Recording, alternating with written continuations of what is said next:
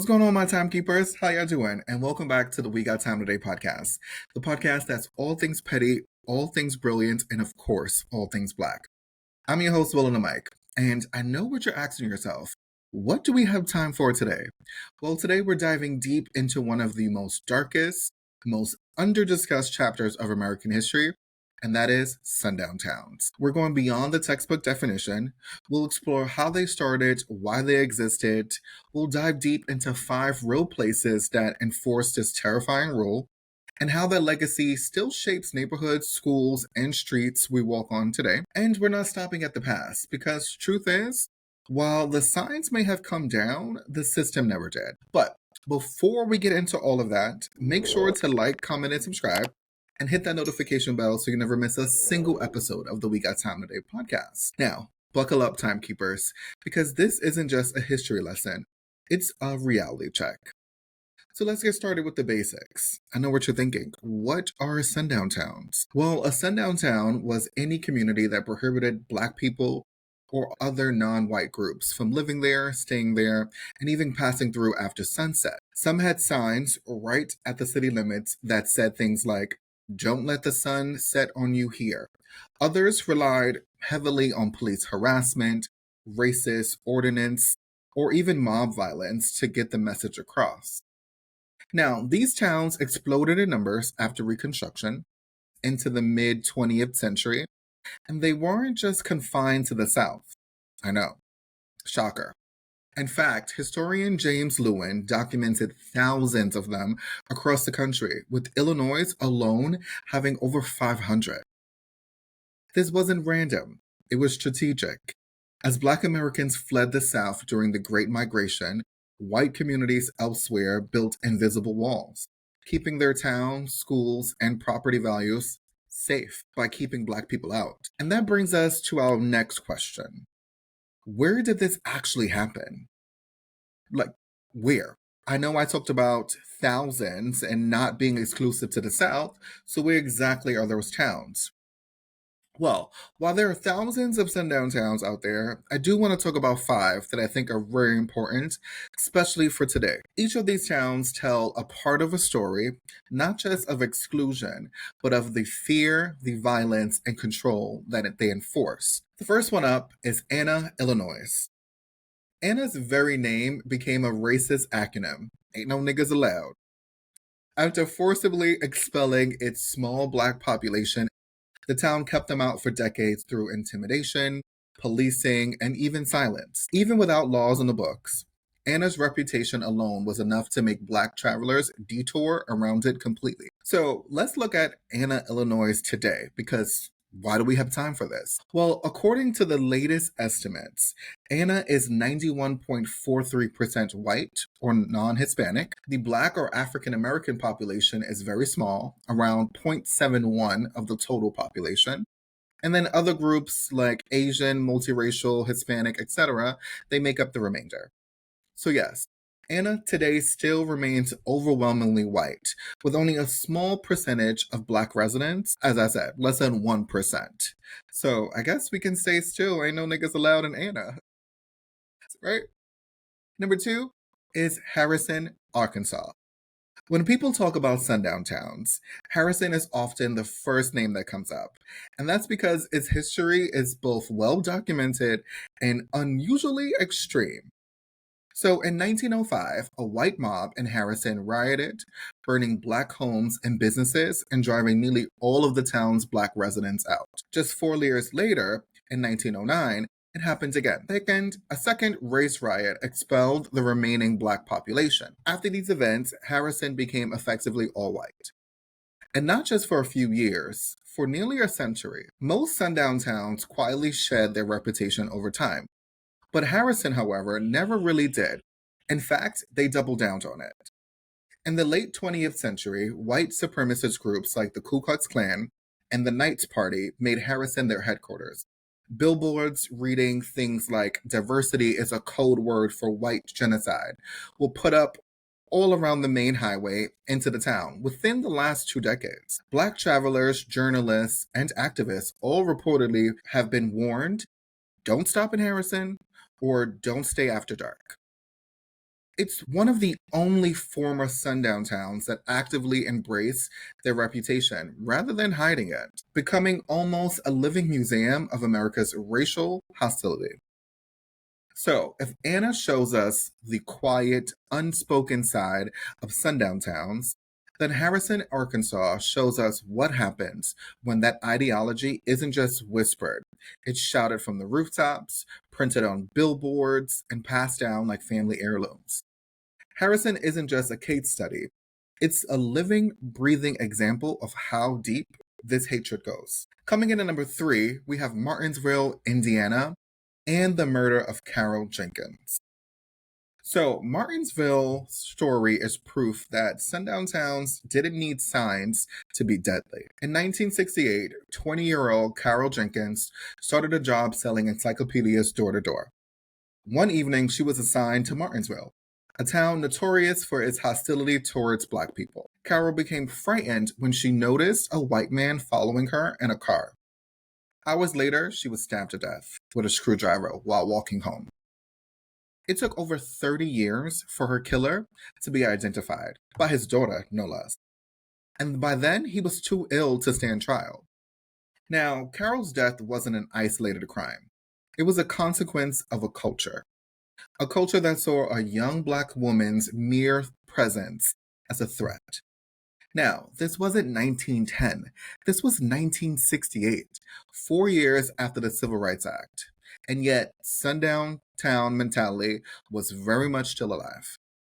We'll come back to Carol's story in a moment because her legacy is really key to understanding one, why I'm creating this episode, and two, how sundown towns never truly ended.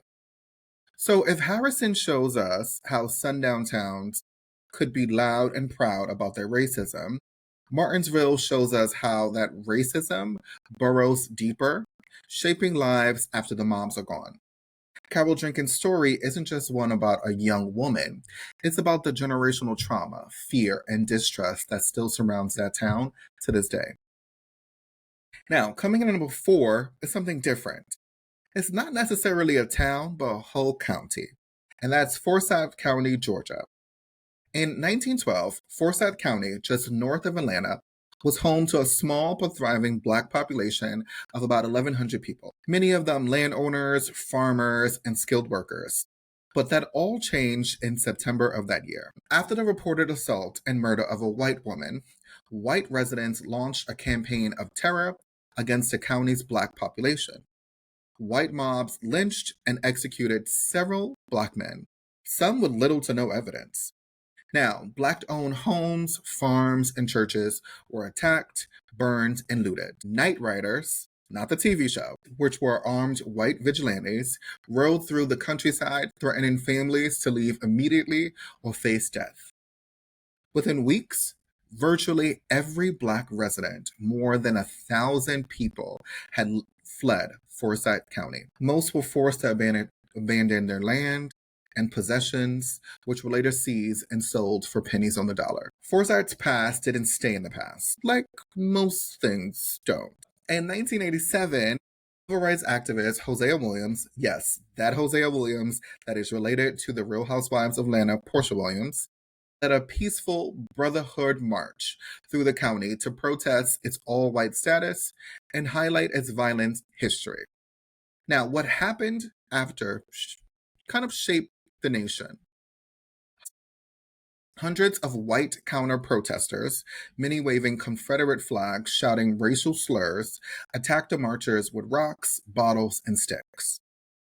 Police struggled to contain the mob, as they normally do, right? The violent images made national news and drew comparisons to scenes from the 1960s. The outrage sparked a second, much larger march a week later, with over 20,000 demonstrators and heavy police presence. But the incident made one thing clear. Forsyth County's sundown mentality wasn't just historical.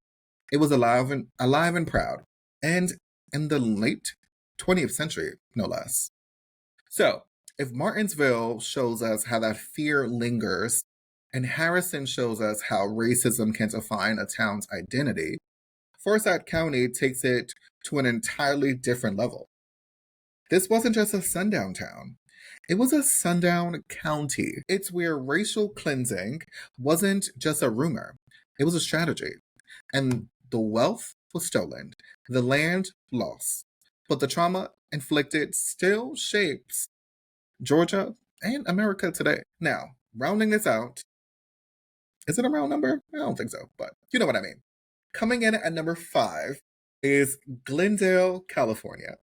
So, when people hear sundown towns, they often imagine small southern towns with segregation era signs. But Glendale, just 8 miles from downtown Los Angeles, was one of the largest, most prominent sundown cities in the country. Throughout the early and mid 20th century, Glendale's official and unofficial policies ensured that Black, Mexican, and Asian residents could not live or stay there overnight. Black workers who cleaned homes or worked in nearby industries were expected to leave by sunset.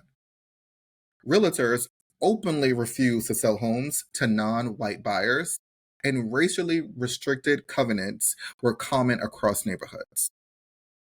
After World War II, Glendale became a model for the booming white suburbs that defined post war America. It marketed itself as a safe, family oriented, white only community, a selling point that boosts property values and attracted white flight from Los Angeles. Developers, banks, and city planners all participated in this system.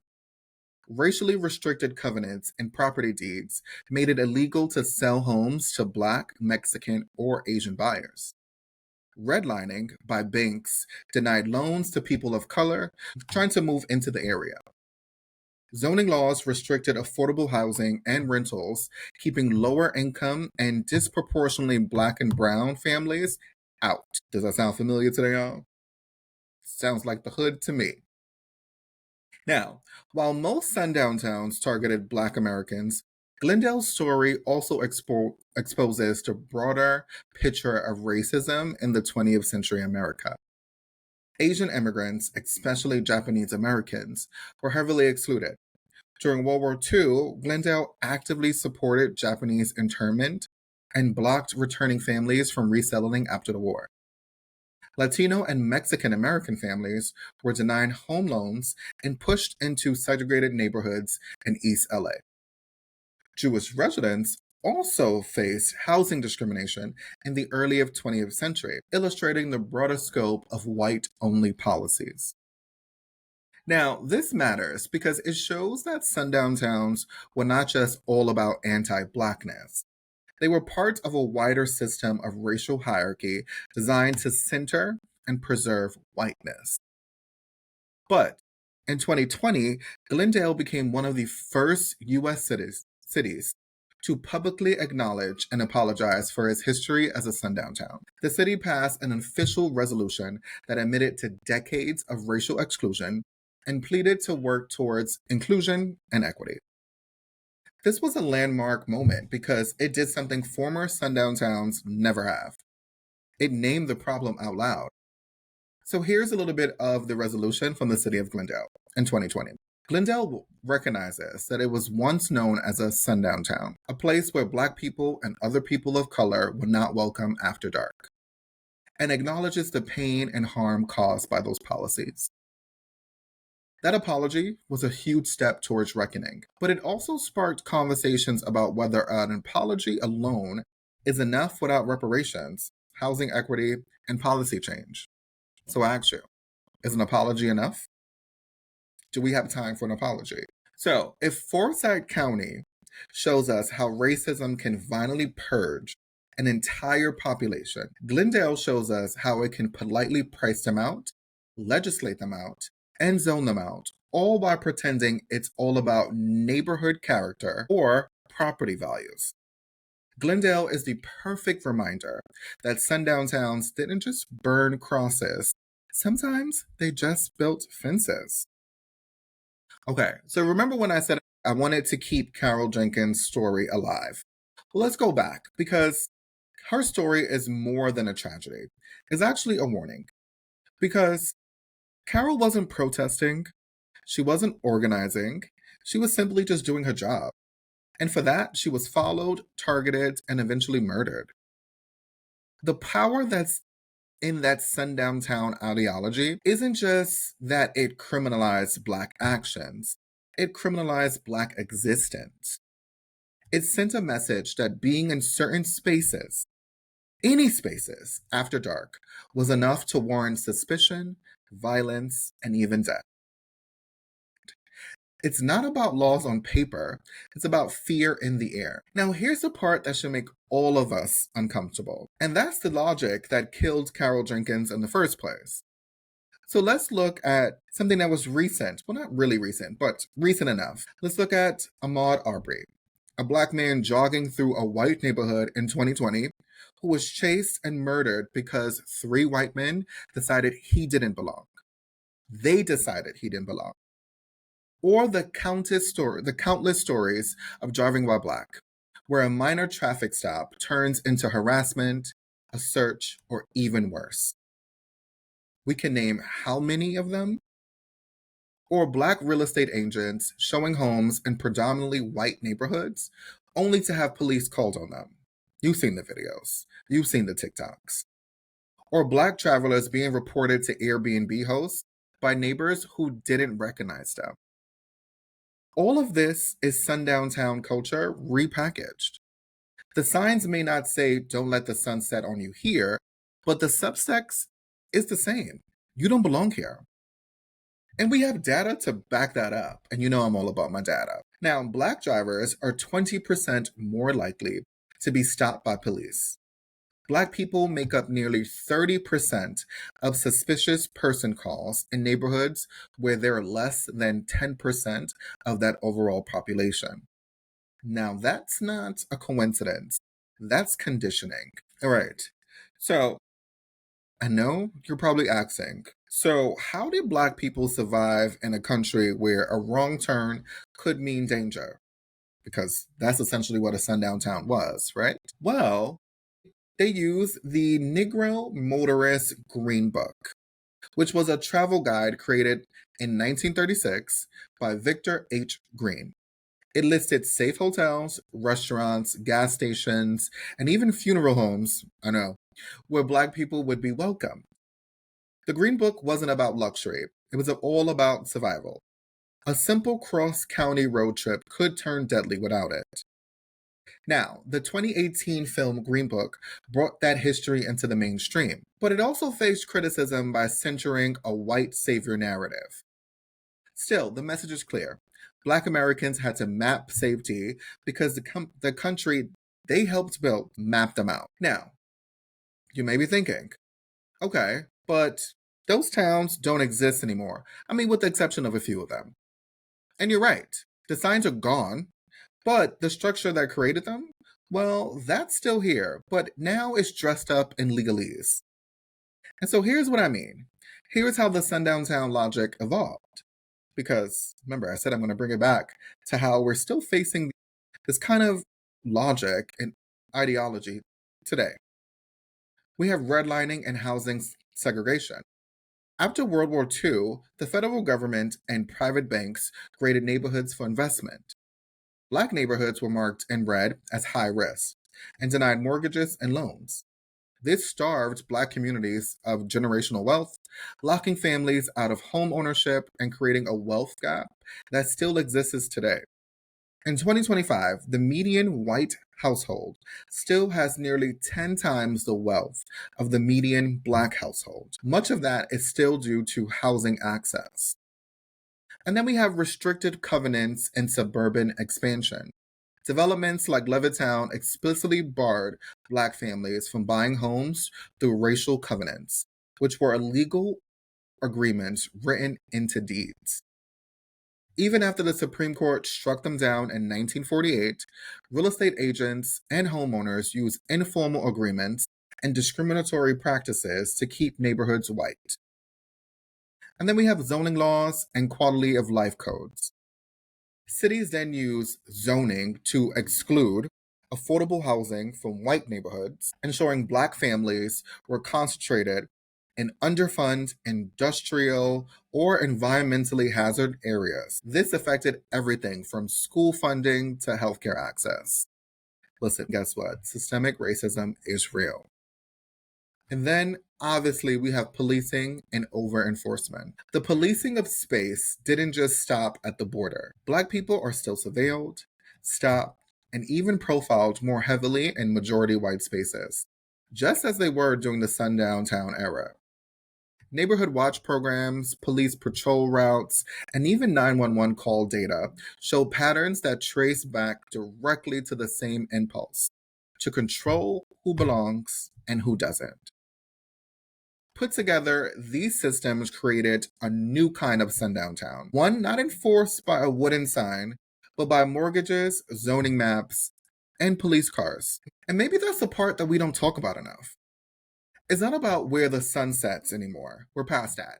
It's about where opportunity sets. It's about who gets welcomed in and who gets watched. It's about whose existence is assumed to belong and whose is questioned before they even step out of the car. And when you zoom out, you really start to realize that this isn't just about history. It's about the blueprint that history left behind. Those same structures are still shaping our lives, our neighborhoods, our laws, and our everyday experiences. And if we don't talk about them, they keep operating in silence. Sundown towns aren't just a chapter in a dusty textbook. They're a set of instructions America never stopped following.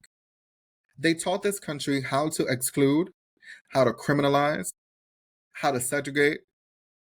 And if you look around, we're still living inside that architecture today. From Carol Jenkins to Ahmaud Arbery, from the Green Book to redlining maps, from sunset warnings to suspicious persons calls, the tools change, the names change, but the message, that stays the same. Black people still have to fight for the right to simply exist without suspicion. And until that changes, until we stop normalizing this idea that some people belong and others must justify their presence, the sun never really sets on a sundown town. But here's the thing. Talking about it is a step. Talking about it is the step. Learning this history is the step. Naming the systems out loud is the step. And every step we take towards understanding the past brings us closer to building a future where nobody has to check the clock before they cross the city line. So, if this episode challenged the way you see America or taught you something new, share it and let's start the conversation. Next week's episode, I am diving deep into 107 Days by Kamala Harris. And so we need to talk about it. The book is amazing. I have some notes. I think she did an amazing job in 107 days, but we're going to talk about it. I may have a special guest or two. Who knows? Make sure you like, comment, and subscribe. Hit that notification bell so you never miss a single episode of We Got Time Today. And you already know the deal. Until next time, timekeepers, have a good one.